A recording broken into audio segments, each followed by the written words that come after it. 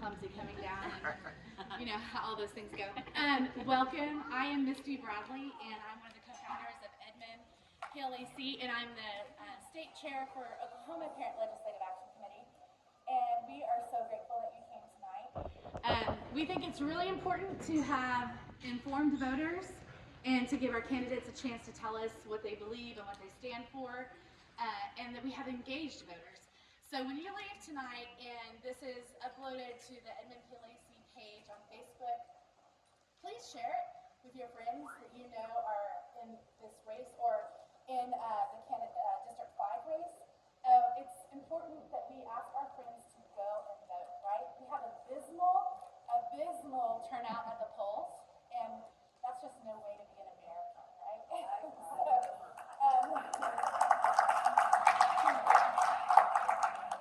So I just want to tell you a little bit about PLAC. We're a nonpartisan organization who's passionate, and we're volunteers. There's no money behind us. In fact, we've done our first fundraising ever this year with T-shirts and a GoFundMe just to try to raise the money for our new website. So we're not backed by any political groups. We're not backed by any dark money. We are literally just parents who care about public education, and we've been doing this a very long time. Like before COVID, before all of the crazy culture wars of this last year or two, we've been doing this a long time because we care about public education and we care about students in Oklahoma. So we don't have an agenda except for to keep everybody informed and engaged and to help promote policies that strengthen, support, and protect the Oklahoma school system. Like I said, we're grassroots, and you can learn more about us at the parent organization, which is okplac.org. Tonight, my directives to you are to please remain civil and classy and kind and let the candidates have their say. Also, all candidates were given the questions in advance, so they've had time to peruse the questions, to come up with their answers, to know what they want to say. We want candidates who have really thought about things, right, to talk to us tonight. So everyone had that opportunity. There were non-biased and fair questions that our members came up with and vetted. Time will be kept tonight. They will have 2 minutes, and they have cards up here that give them kind of a countdown so they know if they are getting close to the end and they still have a really important point to make. We're giving them every opportunity to say what they need to say. If Ted asks a follow-up question, they will be allowed 15 seconds if he just wants to clarify or something like that. Bathrooms are, I think we walked past them as you came in here tonight, and I don't think we have any need for a storm shelter of any kind. And we want to thank Westfield for letting us have this here and give the voters a chance to learn more about the candidates, and for their PTO for their refreshments and hospitality. Thank you all for coming.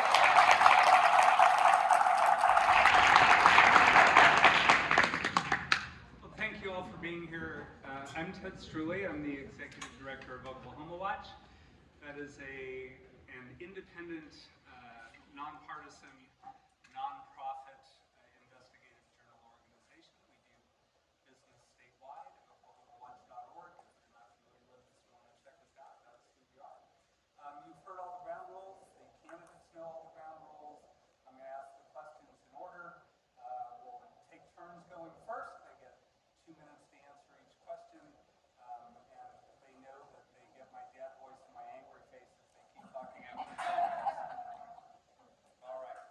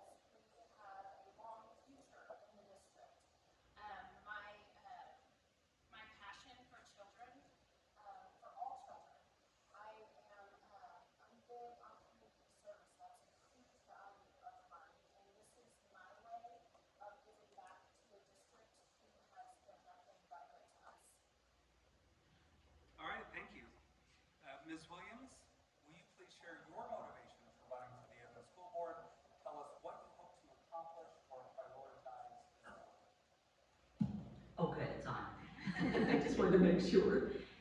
But I'm so glad to see all of you here tonight and to give up a beautiful evening. We didn't quite have that on Monday night. It was like raining cats and dogs. But it's nice to have a beautiful evening and have you all here. Thank you so much. My reason for running is my 3 grandchildren. I'm actually the parent of 2 Edmond graduates. They graduated from Edmond North. My oldest son is a public school teacher in a rural district. He is a high school girls basketball coach. He is also a high school baseball coach, but he teaches history to 11th graders, and he loves teaching. He's in his 20th year. Our other son, who graduated from Edmond North, served in the U.S. Army, and he went to Afghanistan, and he is a Bronze Star medalist, which means that he went through a really bad firefight, and he lost some of his men. And I'm very proud of the fact that my son came home and has his feet on the ground. He's also in cybersecurity now, and I'm very grateful that he's in Edmond, and he's the dad of the 3 grandchildren who go to Edmond schools. So the reason I'm going, that I'm running, are my 3 grandkids. During the time when we had the AB schedule, I was the one who stayed with the kids during the day because I worked from home. And what I saw was very discouraging. My grandchildren lost their passion for school, they lost friendships, and I had one granddaughter who went through deep depression. The curriculum was really a disconnect. I didn't understand it, and the technology and software issues were plaguing us every day. So I want my grandkids to have the same great education that my 2 boys got, because I know Edmond can do a good job.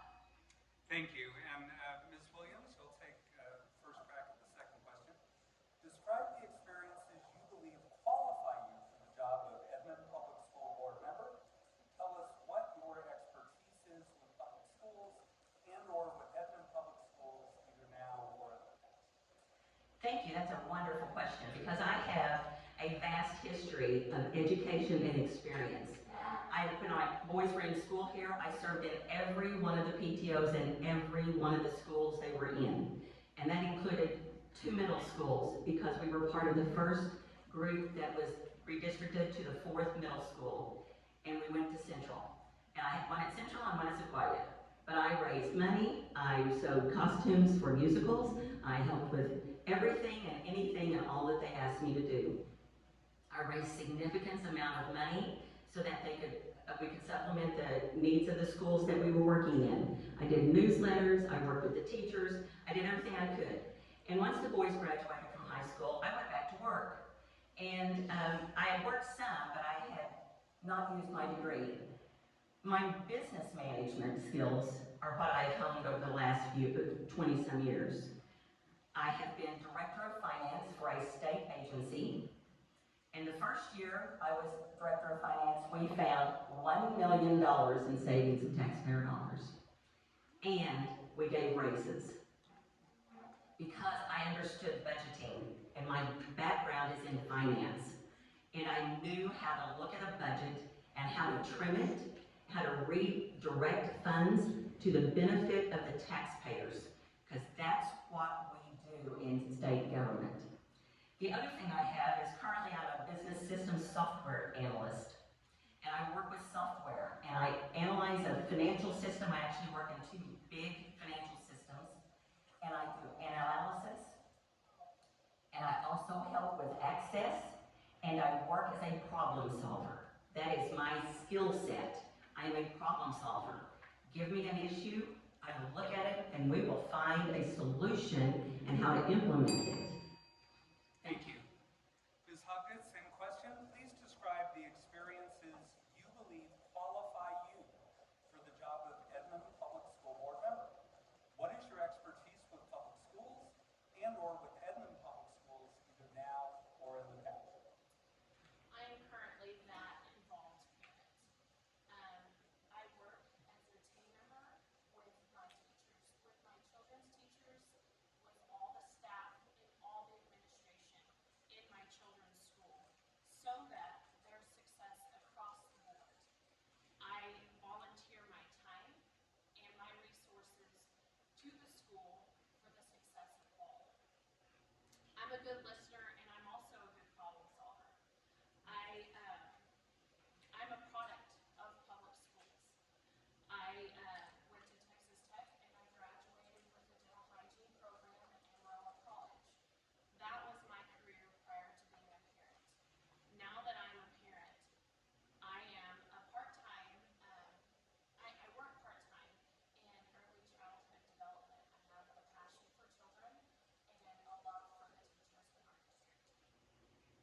Thank you. The next question goes to you. A school board's primary responsibilities are policy, financial oversight, and evaluation of the superintendent. Considering this, what are the top 3 ways you would contribute to the board? As a parent whose children are currently in the district, I have a unique position through which I can contribute to the board. I am able to give a first-hand perspective on any policies and how it will affect all the families in the district. I will be detail-oriented for the resource allocation to ensure success across the district. And I will work in collaboration with the superintendent for a continued excellence of the district. All right, thank you. Ms. Williams, same question. A school board's primary responsibilities are policy, financial oversight, and evaluation of the superintendent. Considering this, what are the top 3 ways you could contribute to the board? Thank you for that question. First and foremost, I do have a lot of management and budget experience. You have to know how to read numbers, and you know how to look at budgets, and you know how to work through them. It can be very tedious and mind-blowing, but I kind of like getting down into the nitty-gritty of it all and looking at the numbers. And so that would be very helpful. One thing you may not know about me is after college, I worked for this largest bond underwriting firm in the Southwest. And I actually learned how to do school bonds. Do you know that's something that has not changed a whole lot in 30 years? I hand did amortization schedules and stuff. Thankfully, we don't have to do that anymore. But understanding how bonds are done, how funds are raised, how tax dollars come into our district, the sources and how you can spend them, that's very important because the flavor of money is very important. It has strings attached, and it also has rules attached that we need to follow. I also bring communication skills in a number of ways. I am a writer, something that they call me a wordsmith. I rewrite and write and rewrite because we want the clearest information possible when we have written word. I believe we are all stakeholders in our children's education and in my grandchildren's education, but in all of the education of our kids in this district. Because you know what? They are our next generation. And we need to be sure they are well educated so that they can be a good community for all of us as the next generation. I also think outside the box. I'm willing to look at anything and try to bring reasonable solutions.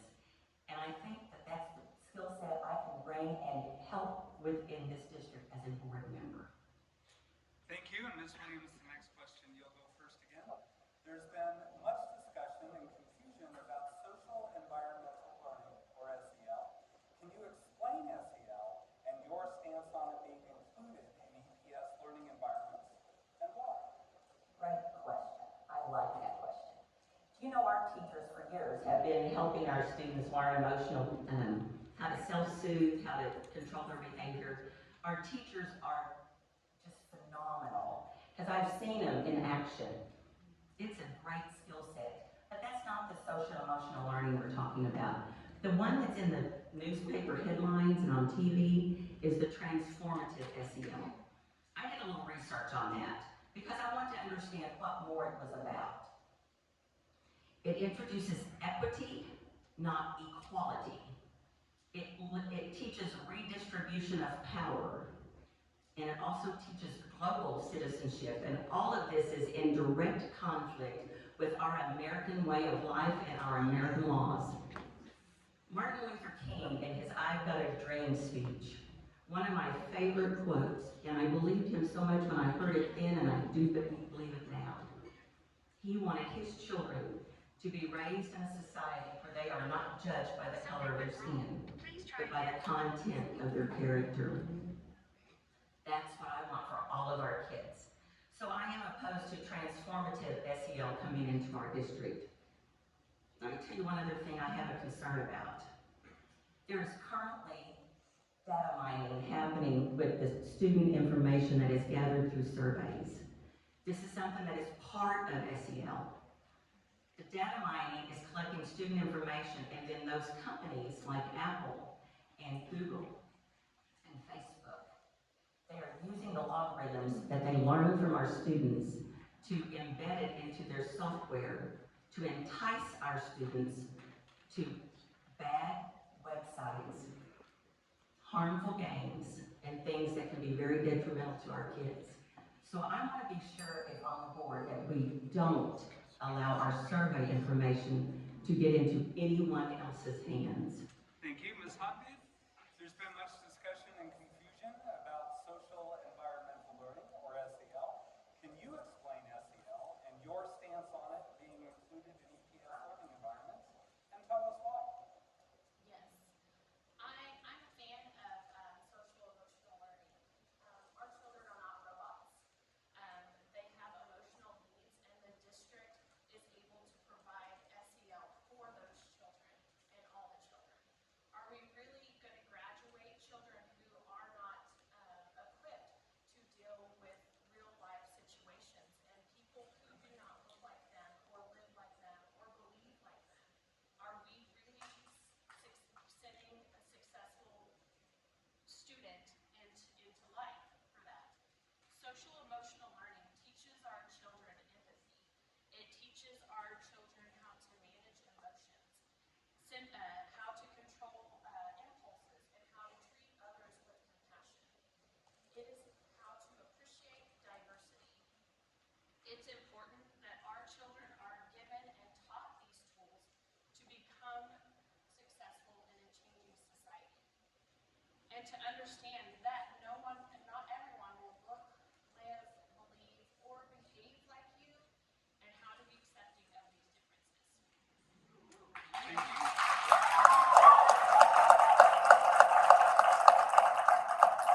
Next question to you, Ms. Hobgood. How can Edmond continue to successfully manage the growth of the district with the limited amount of state aid it receives?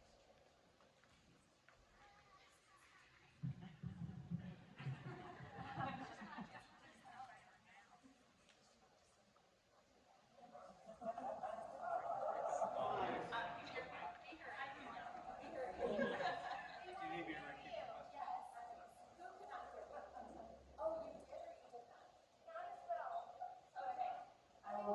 I will lean forward. The next question is, how can Edmond continue to successfully manage the growth of the district with the amount of limited state aid it receives? Edmond's growth is directly related to the reputation of our district. For decades, Edmond Public Schools has built new facilities to accommodate the growth and has also maintained current facilities that we are using now. By utilizing the voter-approved bonds. Continuing to support these bonds is essential for Edmond Public Schools, and I support those bonds. Thank you. Ms. Williams, same question. How can Edmond continue to successfully manage the growth of the district with the amount of limited state aid it receives? There are many types of money that comes in. We have the tax dollars that come in off of your property taxes, and that goes towards maintenance of our buildings and other things like that. The bond issues are very limited in what they can do. They can build facilities and repair facilities. They can buy transportation, but they're very limited on what you can spend it on. So the bulk of our money comes from the state through the state aid formula. Many years ago, they wrote that state formula, and it took money away from Edmond. We have never caught up, never. And the state needs to look at that. The legislature needs to look at our state funding formula and ensure that Edmond is actually getting our fair share finally.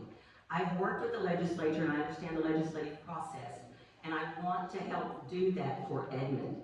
I have talked to legislators already that we need to do that. But let's plan for the growth. You know, you either plan to fail or you fail to plan. And I don't want to be the part of failing to plan.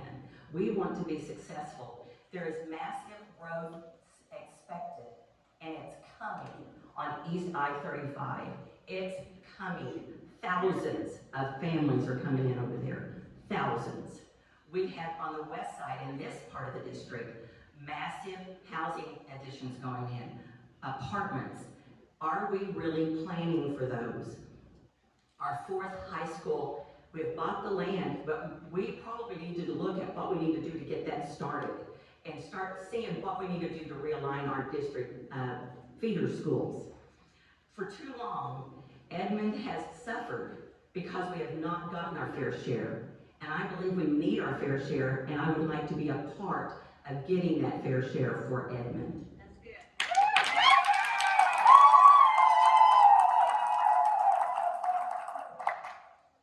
Okay, before we go to the next question, both sides got to clap, right? So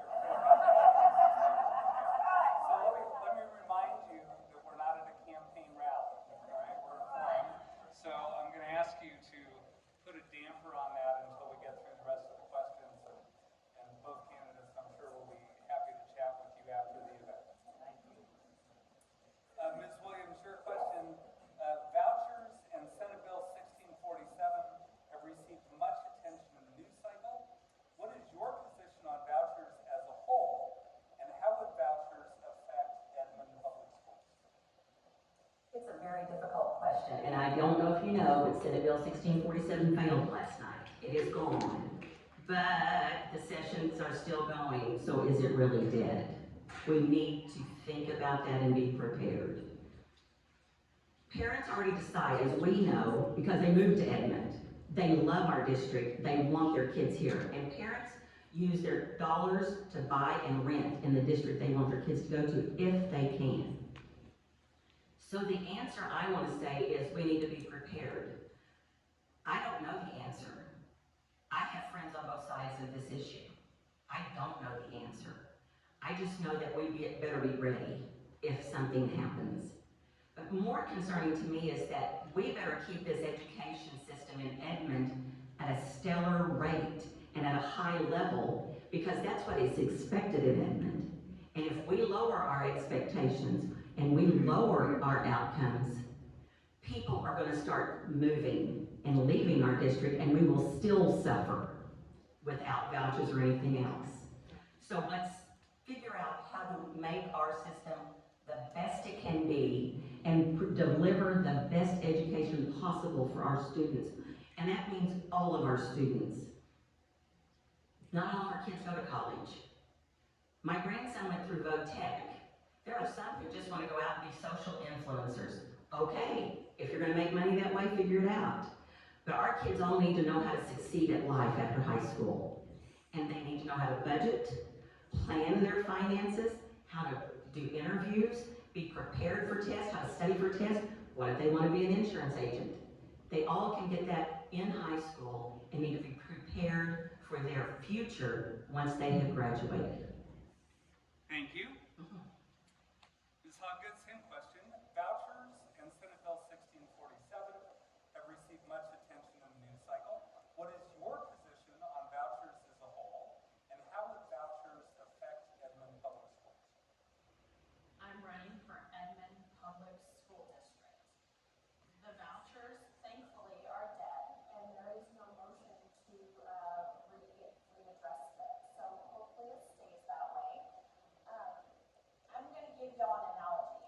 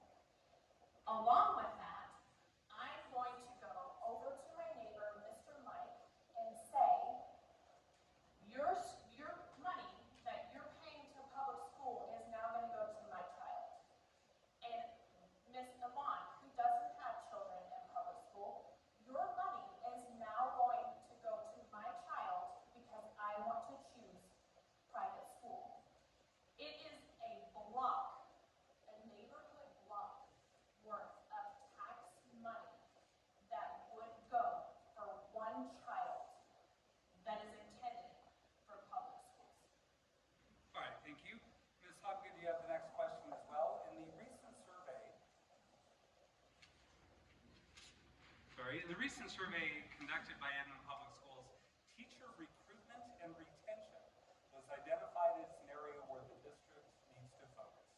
How would you help in this area? It is no secret that I am a fan of my son's teachers and our experiences that we have had in Edmond Public Schools. Because we have been blessed by teachers in Edmond who have gone above and beyond for the education and success of my children, I will go above and beyond for those teachers in the district. I think that it's important that we stay competitive with other districts. I think it's important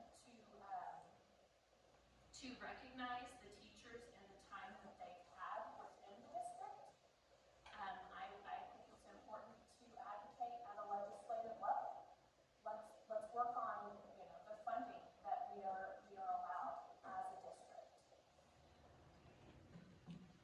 Teachers need to be respected as trained professionals. They need to feel valued and they need to be heard.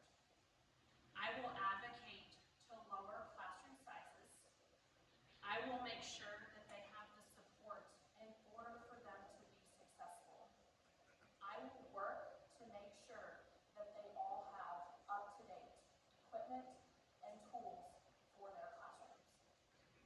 All right, thank you. Ms. Williams, in a recent survey conducted by Edmond I'm not Public going to talk about teacher retention. That's that question. Next, okay. I had to hear, I was like, is that the That's next the one? Actually talking about teachers, That's what okay. the survey was about. Oh, I got to have the questions in front of me, sorry. In the survey that Edmond Public Schools conducted, teacher recruitment and retention was identified as an area where the district needs to focus. How will you help in this area? I want you to know that I am still in contact with a number of the teachers that taught my boys because we became good friends. And I think that's something that's missing right now in Edmond because of the issues we've had in the last 2 and 3 years. Parents are not welcomed into the buildings anymore. I used to go in and have lunch with my granddaughter. I'd take lunch in and that was really kind of a fun thing to do. Or I would go check my other granddaughters out of middle school or high school and take them with me. That was something parents were welcome, grandparents were welcome. Now I am met with a locked door and parents aren't included. Parents are your greatest fans. I'm your greatest fans. I have a teacher as my son and I know what he goes through, but without parents, it would be very difficult. So I think we need to bring the parents back in, welcome them with open arms. They can help you tutor children, help you cut out things in elementary school. There were so many things. I painted sets for high school musicals because that's what they needed help with. So let's do that. Teachers are,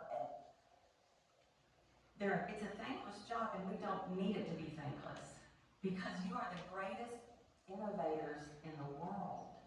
You are the greatest educators in the world because you educate young minds of the next generation. And you hold in your hand those children and their future. That's why you are so very important, and we need to treat you like that. Because teachers are what makes education work. Without teachers, it doesn't work. So I think we welcome parents in, get our teams back, and let's all work together for the betterment of all of our kids. All right, thank you. Next question again to you, Ms. Williams. What do you see as other major issues facing Edmond Public Schools and or public schools in general, and how would you plan to address them? The last few years especially have been pretty difficult, I think. And public education and schools have taken the brunt of it, unfortunately. Unfortunately, the image of Edmond has decreased in a lot of people's minds. I was shocked to see this. Used to be, it was singing praises about our school, and now people are not so sure. So we need to change our image and improve our image overall, completely, and let them see the real us the real educators, the great work that is happening. Teachers are leaving in mid-year. We're having trouble recruiting teachers. Why? We need to look at that. What is it we're doing? Is it because of money, or is it because of benefits, or is it because of an atmosphere that they struggle in? We need, as parents and grandparents in a community, to stay engaged. How many of you have had somebody knock on your door to sell you something? Not in the last 3 years, I haven't had that, and I always bought from the kids that came to my door. You know, we can do better. I know we can do better because we have done better.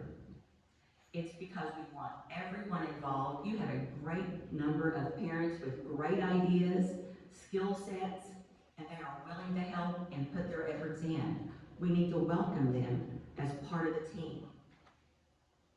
I will say this, there is always room for improvement. I want Edmond to be the best in the city, the state, and the region.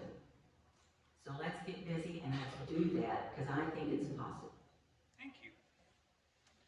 Ms. Hobgood, what do you see as other major issues facing Edmond Public Schools and or public schools in general, and how would you plan to address them?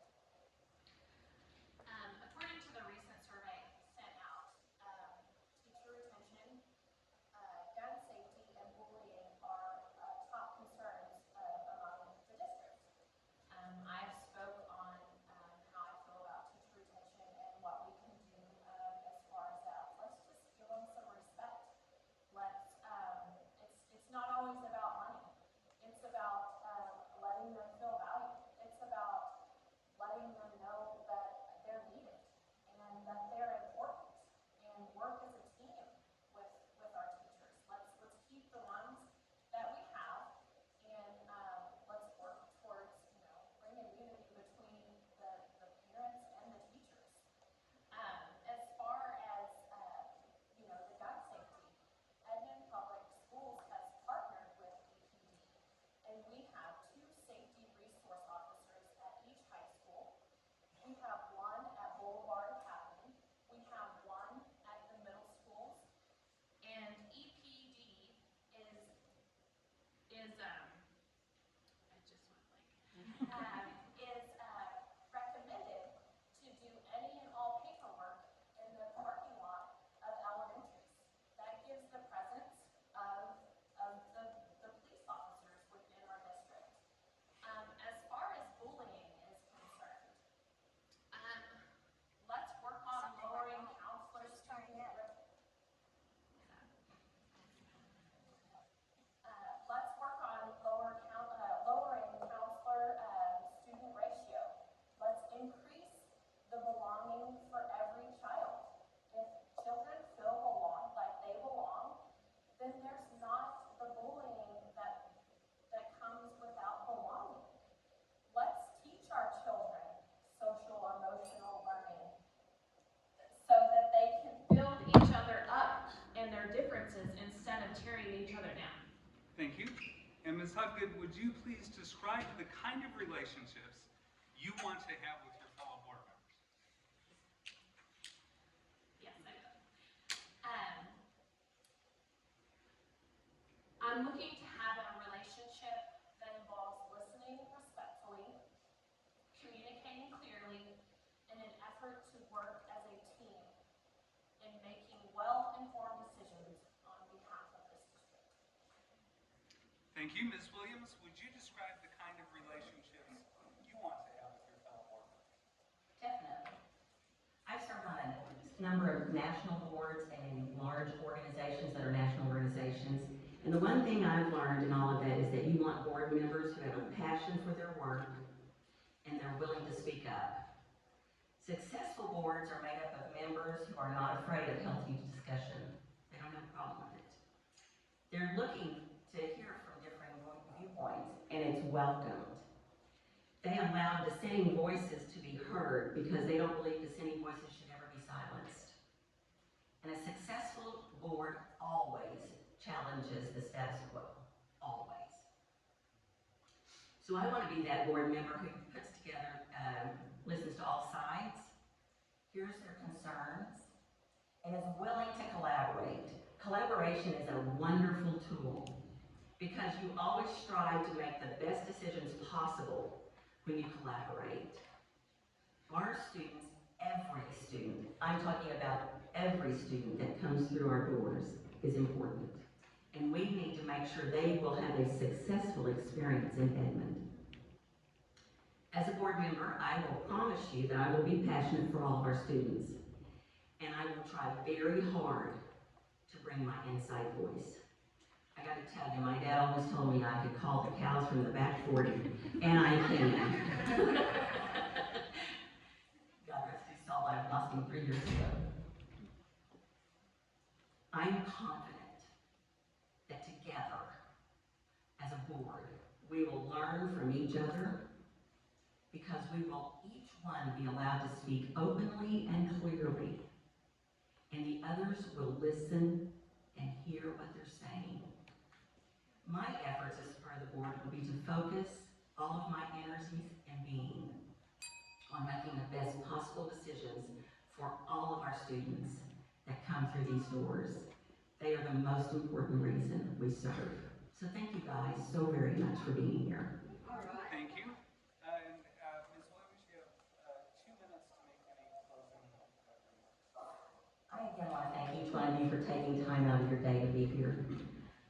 I love Edmond. That's why we moved here 33 years ago. It was the school district. You're the reason. This district is the reason we came. This district is the reason we stayed. And when my granddaughters came back from Alaska, this is where they settled. It was exciting to see my granddaughters start in the very same district that my boys went through. Not the same buildings, but the same district. And I love the fact that all my friends that I had made through the years, who were teachers, administrators, staff, bus drivers, I got to reacquaint with them because Edmond is a very special place. And my kids and now my grandkids are experiencing that. I want the very best for each of us and for each of our kids and our grandkids. Because you know what? When they get the best, we have the best opportunities for the next generation. And I'm concerned about the next generation. I want them to have the same experiences I had. When I was in high school, on the east side of Oklahoma County, I went to high school over there and I was a new kid on the block in 8th grade and it scared the fire out of me. But they welcomed me and I was blessed to be there. I went to college, got my business degree in 3.5 years and paid for my way through college. I walked out with no debt. And I went to work. And it's my experiences in education that have impacted me in everything I do. So again, as teachers and administrators and parents, thank you for taking the time to be a part of your children's and grandchildren's lives and for putting your efforts into our kids. We appreciate you, and I will help serve that you as a good board member if elected. Thank you. Ms. Hobgood, 2 minutes for closing remarks. Okay. Things to remember. I do appreciate y'all all coming out tonight and taking the time away from your families to listen to this forum and both candidates answer the questions that were given to us. I'm the parent with the children in the district. My kids will graduate from Santa Fe High School in 2030